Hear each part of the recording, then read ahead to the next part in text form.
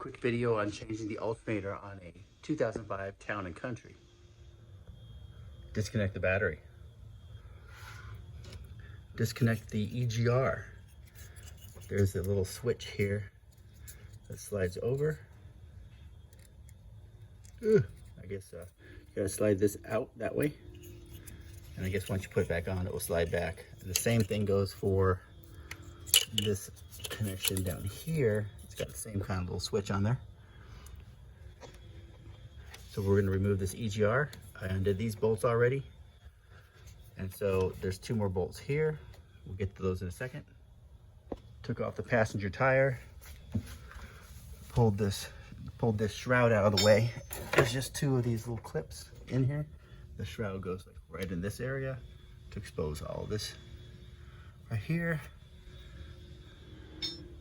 Here's the view from almost ground level. Here is the tensioner spot to hook up to. Right there. 1/2-inch drive. See it? All right, let's get going. So here's the alternator right there. Those are 8mm bolts. And those are 10 right in there. 10mm. So I got these plugs out of the way, and this plug right here, the clip pulls forward toward the front of the car. And I actually was able to take a long screwdriver from underneath to flip that switch over. Now this thing should come right off. All right, ta-da. Okay, so now this bottom bolt's not quite coming out because the alternator's in the way. So we're gonna go ahead and loosen the belt, loosen the bolts for the alternator, and then get that off. All right, so I got a breaker bar for this belt tensioner. Go ahead and get that in there, come back to you.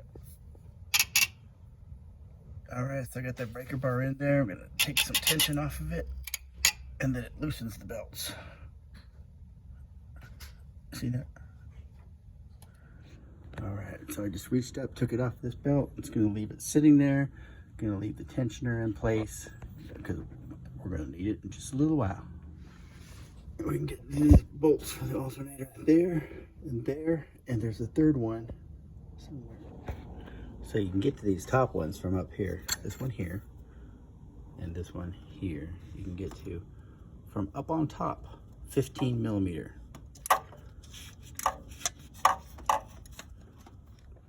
So there is a metal gasket on this thing. Just be careful not to lose it. And there's also a small one on the end of that one.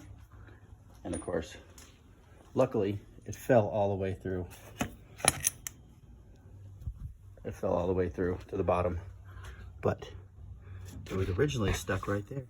So just plan on that thing falling. And if it doesn't fall for you, then kudos.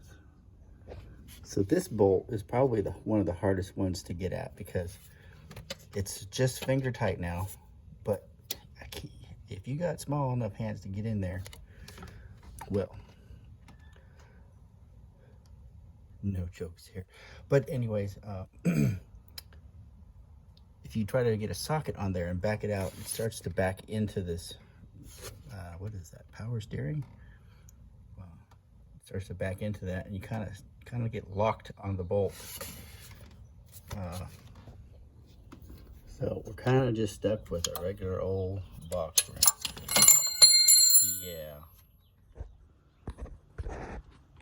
So if you have one of these that has the automatic ratcheting, that is good enough that it just takes small movements to click back into place, that's the one you want because you don't get a lot of movement down there. So I'm gonna have to do it with this. I'll come back to you. So in reverse, I started that screw down there, the difficult one. I'm gonna go ahead and put this one in here, but remember to put this EGR back in place because the bottom bolt is easier to get to while this is still loose right here. So I went ahead and tightened the bottom bolt, put in the top bolt, put the gasket back in place. Of course, before I did that, put the gasket in place on this one. I just got these started, just loose for now. Go ahead and tighten this down, get the bottom one, and I'm gonna go get a tool for that.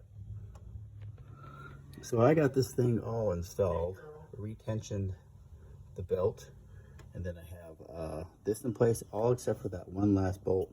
I'm going to go get the right tool. I'll show you what it is. In the event that the belt falls off and you replace it, there is a guide, depending on which version you have,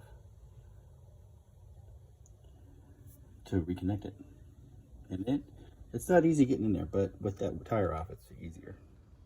So always check that belt. If you got all this stuff off, make sure you don't need to replace that belt too. This alternator was actually a newer one that just went bad early. So I did check the belt, and the belt is in pretty good condition.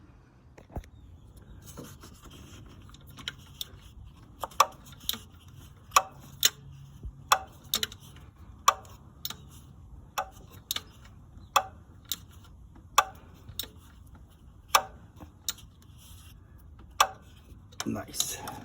So this is the wrench. These ratcheting tools. So I went and bought, I just went and bought the whole set. I've been wanting one of these anyways. So this was $100. Probably would go on sale. You guys are probably thinking, hey, that's on sale now. Yeah, well, I needed it right now. Oh, and I had also taken off this spark plug to get it out of the way. Click! All right, it's done. Oh, we gotta put all this electrical on. Hold on.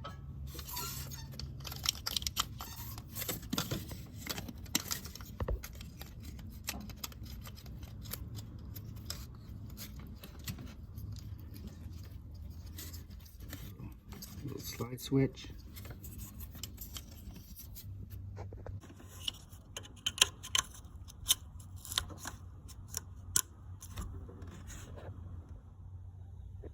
Okay, double check. Everything up top is set. Never hurts to quickly inspect everything, make sure all the belts are on their pulleys. Then this thing goes back in place. There's just two of these tabs, one there, one there. Hold on, let me come back. Okay, just push the tabs right back up here. One here, and then this guy just pops right back into there with two hands. Ta-da, that's it. All right, just gonna put the wheel back on, and that's it. Start it up, test it. And so there's how you changed out the alternator in a 2005 Town and Country. Be sure to follow my channel. Be sure to like and subscribe and everything else that you can possibly do. I'm going to give you a moment so that you can do that right now, because I have a surprise coming up. Did you do it? Okay, perfect. The surprise is that this is the end of the video.